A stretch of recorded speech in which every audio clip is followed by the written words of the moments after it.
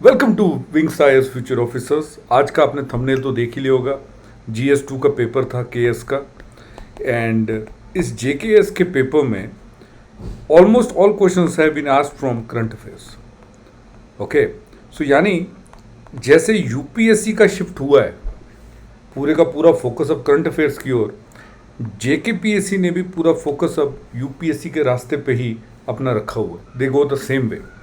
पहला क्वेश्चन आप देखेंगे, जैसे in context of emerging non-traditional threats such as cyber warfare and pandemics, assess whether emergency framework in India needs reform या नहीं। तो अगर मैं आपको एक एक करके क्वेश्चन बताऊंगा विद प्रूफ मैं आपको दिखाऊंगा कि ये most of the questions have been asked from the current affair. जैसे ये वाला क्वेश्चन था, यही वाला साइबर वॉरफेयर वाला। ये देखिए फरवरी 2026 में एक आर्टिकल आया हुआ। आपको पता होगा इंडिया ने पहली एंटी टेरर पॉलिसी अपनी बनाई थी जिसका नाम था प्रहार। इसमें सबसे बड़े जो फोकस था वो साइबर अटैक्स के ऊपर था, क्रिमिनल हैकर्स के ऊपर था। This is what have been asked. हमने इवन ईरान के टाइम पे भी साइबर वॉरफेयर, ईरान यूएस की वॉर में भी सुना, बट मेजर फोकस यहां पर है। This is way from where this question was asked. अगर आप ये आर्टिकल पूरा पढ़ेंगे तो आई एम श्योर इस क्वेश्चन का आंसर आप अच्छे से दे सकते हैं। सेकंड क्वेश्चन देखिए यहीं पर कि examine how the concurrent list under 7th schedule of the Indian constitution affects the balance of legislative powers between union and states. आप में से जिसने भी पॉलिटी पढ़ी है आपको पता होगा 7th शेड्यूल में there are 3 list, union list, state list and concurrent list. Union list पे कानून बनाता है पार्लियामेंट, स्टेट लिस्ट पे बनाता है स्टेट लेजिस्लेचर, और कंकरेंट पे दोनों बनाते हैं। बट अगर there is a repugnancy, if there is a repugnancy law बनाने में, दोनों पार्लियामेंट ने भी बनाया, स्टेट लेजिस्लेचर ने भी बनाया, तो पार्लियामेंट का लॉ चलता है। तो कहीं ना कहीं ये जो बैलेंस है हमारा वो पूरा टिल्ट हो जाता है यूनियन की ओर, क्योंकि कंकरेंट में अगर दोनों सेंटर और स्टेट ने कोई लॉ बनाया हुआ है कंकरेंट लिस्ट के आइटम पे एंड इट इज गोइंग कहीं ना कहीं दोनों का डिफरेंट डायरेक्शन में जा रहा है, तो पार्लियामेंट वाला चलता है। डिफरेंट डायरेक्शन में जाने को ही रिपेंजेंसी कहते हैं। So in case of conflict parliament वाला चलता है। इसके ऊपर आपको पता है there is a battle going on जो चल रही थी फेडरलिज्म स्ट्रक्चर के ऊपर between Stalin and centre. Stalin तब तमिलनाडु के चीफ मिनिस्टर थे। हिंदू में 2 मेजर आर्टिकल्स थे। एक था negotiating federalism in higher education, because आपको पता है higher education is in the concurrent list. तो ये आर्टिकल था एक ये स्टालिन की जो कंप्लेंट थी, तो इससे आप इसका आंसर दे सकते थे। अगेन करंट अफेयर्स वाला। देन ये क्वेश्चन जो है, recent welfare schemes in India reflect a shift from welfare based governance to empowerment oriented governance. मतलब पहले गरीबी हटाओ था, अब मेजर फोकस है एम्पावरमेंट का, ताकि वो लोग अपना लाइवलीहुड जी सकें, चेंज कर सकें and they get out this poverty trap. इसके ऊपर भी आर्टिकल तो जो आया था वो पीआईबी में आया हुआ था, from welfare to women led development. एक आर्टिकल का पॉइंट यहां पर था। एक बड़ी अच्छी कोटेशन है, आप सबने सुनी होगी, give man a fish he will eat for a day, teach man how to fish he will eat for the life time. तो यही बात गवर्नमेंट की इन पॉलिसीज भी हो रही थी। This was what has been discussed in this question. आप ये कोटेशन भी यूज कर सकते थे। बट यस अगेन बार बार बात हो रहे थे सबका साथ सबका विकास, जो मॉडल है सेंट्रल गवर्नमेंट का, जो वेलफेयर स्कीम्स चल रही है अबाउट द डेवलपमेंट, उसके ऊपर था। फिर एक क्वेश्चन बड़ा अच्छा था कि parliament disruptions and limited scrutiny by the parliamentary committees impact the legislative process. Elucidate, बहुत अच्छा क्वेश्चन था। आपको पता है हमारे पार्लियामेंट में एक प्रोविजन है, because we follow the parliamentary democracy, कि जितनी भी बिल से वो detail debate, discussion and voting के बाद पास होंगी, then it will go to the president. लेकिन लास्ट 2 सालों में हम ये देख रहे हैं कि सेंटर में अगर आप देखेंगे अपोजिशन और रूलिंग पार्टी, इतना ज्यादा कंफ्लिक्ट चल रहा है, हंगामा होता है पार्लियामेंट में कि हाउस अच्छे से चल ही नहीं पाता, अड़जन हो जाता है। तो एक आर्टिकल आया हुआ था कि लोकसभा में कितनी सारी बिल्स जो हैं ना के बराबर डिस्कशन से पास हुई, अगर डिस्कशन हो नहीं रही, डिबेट हो नहीं रही, तो ये तो पार्लियामेंट्री डेमोक्रेसी का एक एसेंशियल पार्ट है, ये मिसिंग है। यही चीज यहां पर लिखनी थी। दिस वाज द आर्टिकल जिसमें सब कुछ डिस्कस हुआ था। अराउंड 28 बिल्स ऐसी थी जो बिना डिस्कशन के पास हुई थी। देन वुमेन रिजर्वेशन बिल, एक बहुत ही मच एंटिसिपेटेड क्वेश्चन था ये पॉलिटी का। मैंने तो अपने सारे स्टूडेंट्स को कहा था इसके बारे में पढ़ लीजिए, लेकिन look what JKPSC has asked. Description representation does not always guarantee substantive representation. That means अगर आप 33% वुमेन को रिप्रेजेंटेशन दे रहे, are they representing the real issues faced by the women? क्या वुमेन की एम्पावरमेंट केवल रिप्रेजेंटेशन से होगी या कौन रिप्रेजेंट कर रहा है उससे होगी? बिकॉज आपको पता होगा पार्लियामेंट में जब वुमेन को रिप्रेजेंटेशन दी गई तो एससी और एसटी की जो वुमेन थी उनको भी रिजर्वेशन दी गई कि वहां की वुमेन भी जाएगी, बट एक डिमांड उठी थी ओबीसी कोटा के ऊपर। सो ये point, this question was inclined with this, again current affairs का क्वेश्चन था। अगेन फिर Indo Pacific has emerge as the principal area of contemporary geo politics competition. Indo pacification region जो है अगर आप देखेंगे, जिसको कहीं ना कहीं क्वाड स्ट्रेंथन करता था, जो क्वाड बॉडी बनी थी, इंडिया, ऑस्ट्रेलिया, यूएस, वही वाली क्वाड। एंड दिस क्वाड या इंडिया अमेरिका के जो रिलेशंस है वो इंडो पैसिफिक रीजन को सिक्योर करने के ऊपर है, mostly from the Chinese domination. पूरा क्वेश्चन उस पर था। एंड सुहासिनी हैदर का इसी साल मार्च के महीने में ये आर्टिकल आया था, India is an essential US partner in Indo Pacific. बहुत अच्छा आर्टिकल था। आपका 50% कंटेंट यहीं से आता है, 50% आपका, अगर आपकी क्वाड की नॉलेज है आपको, इट कवर्स। क्लियर? अब यहां देखो, examine whether the absence of punitive powers of the election commission of under section 29A of the representation of equal undermines the democratic functions with in the political parties. Election commission of India का जो list करता है वो political parties को, जो delisting करता है, it is given in article section 2629A of representation of people act 1951। इसी की बात हो रही थी, जो ये डी लिस्टिंग हो रही है पॉलिटिकल पार्टीज की, यही आर्टिकल था, ये इसका क्वेश्चन बन के आया हुआ था। अगेन डुएबल था, लेकिन क्योंकि सेक्शन पूछा हुआ है, रिप्रेजेंटेशन ऑफ पीपल एक्ट नहीं पूछा है, सेक्शन, तो ये वही जवाब दे सकता है जो करंट अफेयर्स इसने अच्छे से किया हुआ है। 6 क्वेश्चन हमने देख लिए अभी तक।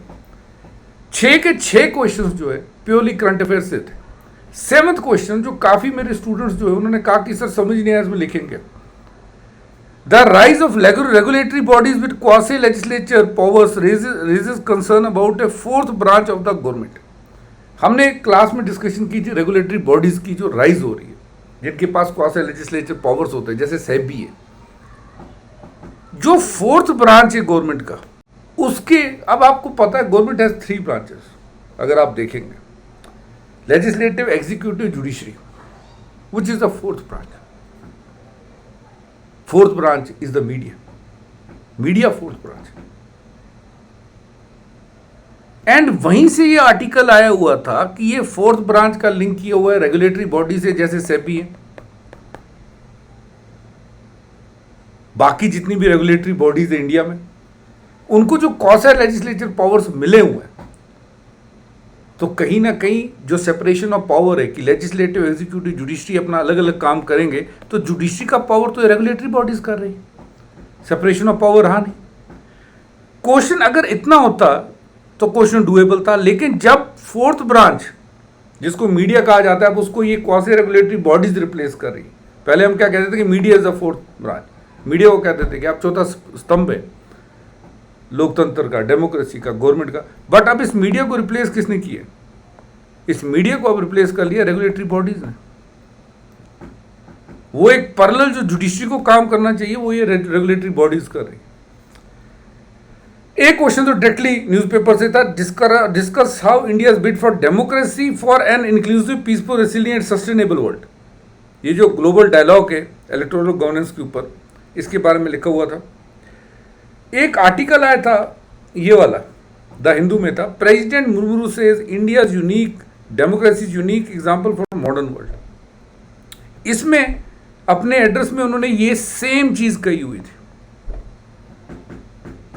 चलिए आपने आर्टिकल नहीं पढ़ा, बट इंक्लूसिव मीन्स कि सबका इंक्लूजन हो, no one is left out, कोई डिस्क्रिमिनेशन नहीं हो रहा डेवलपमेंट में, पीसफुल है, रेसिलियंट है, यहाँ पे स्कोप है कि आप अपनी अपोजिशन भी रख सकते हैं और सस्टेनेबल है। ओके, तो ये क्वेश्चन अगर आपको आर्टिकल नहीं भी पढ़ा तो भी डूएबल था, बट यस ये प्रेसिडेंट के एड्रेस से सीधे सीधे लिया गया था। कावेरी रिवर वाटर डिस्प्यूट, अक्सर रिवर वाटर डिस्प्यूट्स के ऊपर क्वेश्चन आते हैं, इस बार पर्टिकुलरली कावेरी के ऊपर पूछा है। बात ये चल रही है कि जो इस इशू से ये पता चल रहा है कि जो इंटरस्टेट वाटर गवर्नेंस है, जो कि इंटरस्टेट वाटर ट्रिब्यूनल देखता है, उसमें लिमिटेशंस है। ये भी न्यूज़ में था, एक लंबे टाइम से न्यूज़ में रहा है, पिछले साल से, कावेरी वाटर डिस्प्यूट, क्योंकि there is a project also Palamuru. आपको इसमें बेसिकली इंटरस्टेट वाटर ट्रिब्यूनल्स जो है उनकी लिमिटेशंस भी डिस्कस करनी थी। एक क्वेश्चन पूरे का पूरा जो जेकेपीएससी कह रहा है कि ये करंट अफेयर्स है, जैसे हसदियो अरंड इशू है, छत्तीसगढ़ में आपने सुना होगा हसदियो फॉरेस्ट जो इशू हो रहा था, उसी का अगर आपने आर्टिकल्स पढ़ा है, उस न्यूज़ को फॉलो किया, वहीं से पूछा है recent mining related conflicts in tribal forest regions have highlighted the need for more inclusive sustainable water for development. यानी ट्राइबल राइट्स और डेवलपमेंट को आपने बैलेंस करना है। सेम इसी आर्टिकल में भी बात हुई और न्यूज़ की डिबेट्स में भी यही चल रहा था। एक क्वेश्चन में बहुत ज़्यादा हैरान हुआ देख के, वो ये वाला था, भले ये न्यूज़ में था, बट आप सोचिए पॉलिटी का पेपर है, आप एक्सपेक्ट करते इंडियन कॉन्स्टिट्यूशन से आर्टिकल्स पूछेंगे। ये तो सेक्शन 301 बाय यूनाइटेड स्टेट्स का यूज़, आपको पता होगा यूएसटीआर 301 जो सेक्शन यूज़ हुआ, यूनाइटेड स्टेट रिप्रेजेंटेटिव ने लगाया इंडिया के खिलाफ कि इंडिया और बाकी कंट्रीज जो है अनफेयर ट्रेड प्रैक्टिस करती। एक ये आर्टिकल आए हुए थे इसी महीने जून 8 को कि पहले इस इशू को रिजॉल्व करो, तब उसके बाद यूएसए के साथ आप ट्रेड डील जो है फाइनलाइज करो। सो ये 10 क्वेश्चन थे। फिर बात चली आर्टिकल 13 की, क्वेश्चन नंबर 13, जिसमें आर्टिकल 21 राइट टू लाइफ की बात हो रही। भले ये प्योरली करंट अफेयर से नहीं है, लेकिन लास्ट में देखिए क्या लिख दिया है, support your answer with relevant examples. Right to life, life means living with choices and dignity. ये सुप्रीम कोर्ट ने कहा मेनका गांधी केस पे।